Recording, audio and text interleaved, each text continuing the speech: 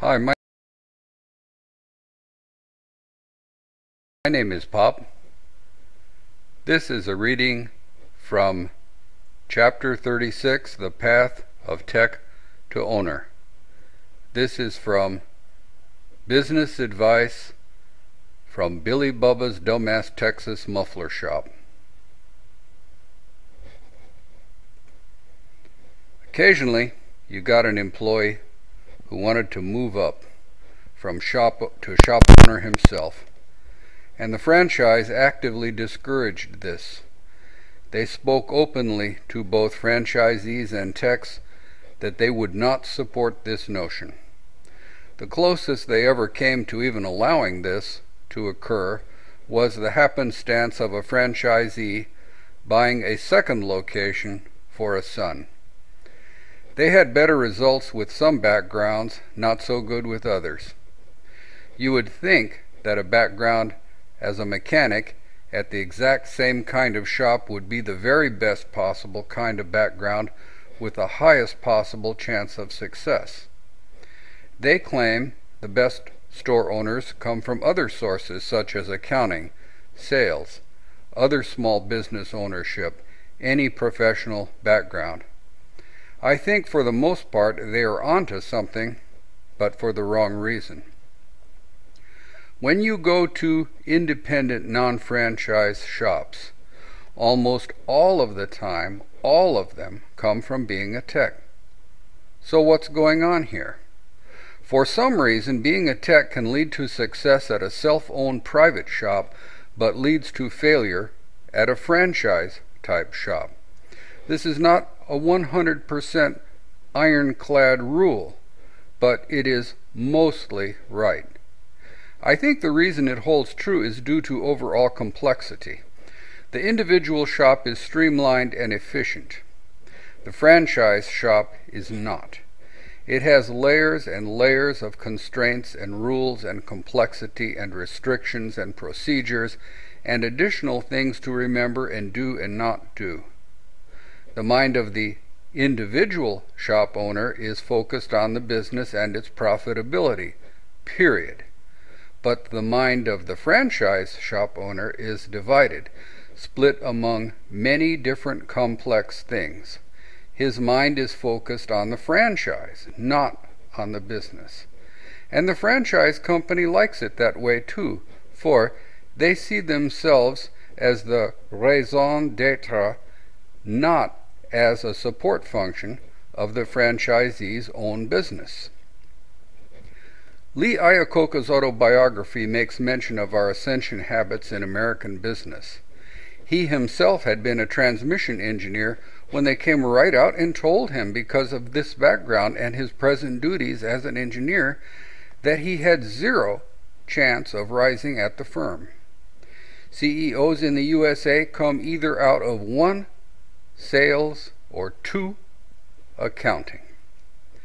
Iacocca says, a sales origin CEO leads to blue sky optimism, and bean counters, accountants, lead to CEOs who are too conservative in their thinking. The salespeople are too reckless, accountants tend towards no growth. So what did he do? He switched to sales and eventually ran both Ford, then Chrysler, and I wish he were back again. The Caravan minivan, by the way, had been originally developed at Ford, and when Iacocca took over Chrysler, he lured away the fellow who had designed it, and they built it there from the Aries Reliant subframe.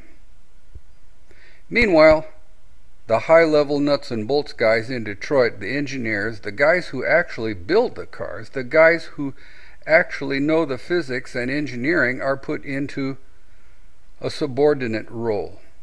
Now think about this for a second. Detroit actually had accountants running the thing, not engineers, and the place went broke.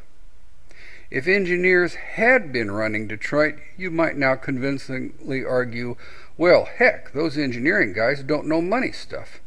What they should have had is some bean counters up there to, run it like a business. Well, now there are no excuses, you accountants, I would tell them. You had a chance, you blew it. But now it's too late for Detroit.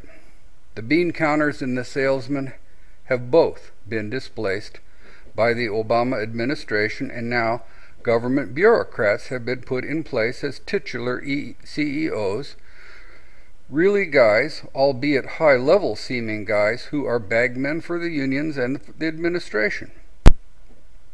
Detroit will never return to its former days of glory, and it is a crying shame, because once we led the world in car manufacturing technology and business innovation.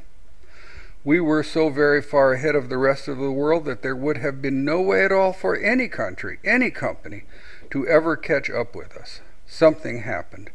A series of bad events, not just resting on their laurels, but actually hanging them up. Management and unions came right out and proclaimed that manufacturing quality control was irrelevant. That process could be relegated to Okies, trailer trash, recent black Southern transplants, unmotivated, uneducated, uncaring, self-serving unions. There was so much money coming in, and the industry was so large that generations of people thought Detroit was an unendless supply of wealth. But Japan especially saw an inroad, an area of vulnerability. It was not price, not styling, not the normal psychological sales associations of sexy racing cars, not safety. It was humdrum good quality. An obscure economic study by W. Edwards Deming concluded that profits went up as quality went up. Counterintuitively, he concluded quality did not cost anything extra, actually made money. Detroit actually laughed at him, more or less threw him out of not just the city of Detroit, but the whole United States. He ended up in Japan, and they listened, watched, and learned. The companies of Japan latched on to W. Edwards Deming and incorporated his conclusions about highest quality manufacturing actually costing no more than poor quality manufacturing. Detroit actually scoffed at his pronouncements that profits rose with quality but cost no extra. Detroit consciously slopped together their cars, thinking the American public would forever be loyal. They had this sense of entitlement that makes me cringe. They thought buying loyalty was automatic, that acrimony over former World War II enemy Japan would make American companies continue to buy U.S. products for patriotic reasons. American companies, in fact, for many years, demanded their salesmen patriotically represent their respective companies with American-made company cars. It was a requirement for decades for thousands and thousands of U.S. companies. Allowing a company employee, especially a salesman, to drive a Japanese economy car was a heresy of the worst sort. They actually figured their salesman would lose sales or lose face if he showed up in a Corolla. What about patriotism? I believe in and love the U.S. Constitution with all my heart, with all my soul. Is it patriotic to buy the inferior U.S. product? How does that help the U.S.? What about feedback? I think by buying the superior product, you are actually helping everyone, not just the U.S. By providing honest feedback and buying the best product, I am also providing information to the company whose product I did not buy. Pressuring people to buy any inferior product to help that industry is very much like offering welfare to the able-bodied. Suddenly, just as you now have more and more people on welfare, you correspondingly now get a more and more expensive car. Why did I buy the Toyota? What could Detroit do to get me back? Well, for one thing, they could refrain from making a dishonest television commercial saying they paid back the entire bailout figure. They did not pay back 1/100th of 1%, but claimed it is all paid back. Do these kinds of lies work in America? Are we all that dumb? For one thing, it was probably a bad PR move to go get the AT&T guy to run GM.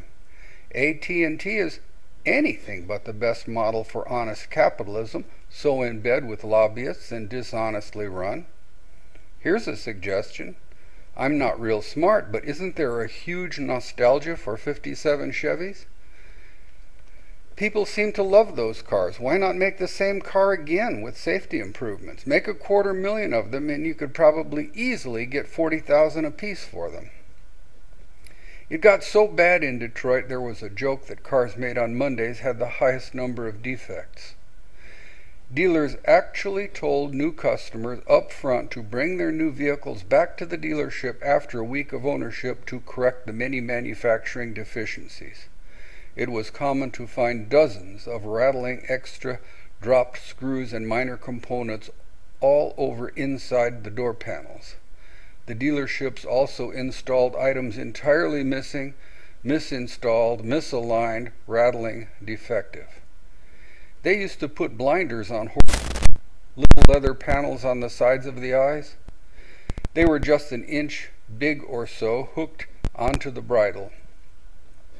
Horses have eyes on the sides of their heads, as do all herbivores, so they can scan for carnivore attacks. Horses have excellent peripheral vision and are skittish of sudden movements with blinders on. With blinders on, they can concentrate on their task at hand of pulling the wagon to which they are hitched and feel secure at not seeing imaginary, imminent, non-existent cougars. It works out for everyone, the wagoneer and the horse. Detroit had on blinders, management, stockholders, unions, workforce, and the purchasing public. Even Lee Iacocca said he planned to drive Toyota back across the Pacific and out of the U.S. He even had precedent. When's the last time you saw a Fiat from Italy or a Peugeot from France? They both retreated from the U.S. shore back across the Atlantic to Europe. When they first went to the moon, the astronauts trained for a couple of years in geology. And the geologists got mad about it and argued it would have been equally good if they had started with a well-trained geologist, then gave him a quick course as a test pilot. The NASA guys shook their heads. They said, "Sorry to be rude, but it's better to start with the big filter first, then go to the little filter. It is harder, much harder, to become a test pilot than a geologist." In Europe and Canada, this weird situation is not the case. You can go all over Canada and meet CEOs all day long who will tell you, "I started here many years ago sweeping the floor, eh?"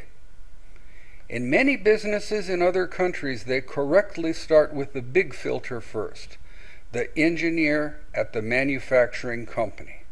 That is the big filter. You can later train a good engineer in business. That is the little filter. Sorry to be rude, but you can teach business to almost anybody, but you sure as hell cannot take anybody and make a good engineer out of him. My father is an example of this principle. He invented the plastic they make Lego out of as a young engineer in his 20s, and he had to go to Europe to move up in single plant production management to advance to multiple plant management. Engineers stay in engineering in America. In franchises, most techs remain as techs and do not move up into store ownership. As I say, there are always exceptions. The franchise industry in the U.S. is very much like Detroit just before its collapse. People continue to buy franchises, then are disappointed after they realize the purchase was a bad move. But what can you do? It's cheaper to keep her.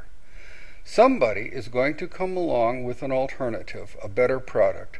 A new kind of business model will displace the traditional gas-guzzling franchise. It will be an econobox, but not necessarily from Japan. There are already some good alternatives that might prove themselves to be the heir apparent of the stodgy, fat, complacent franchise industry.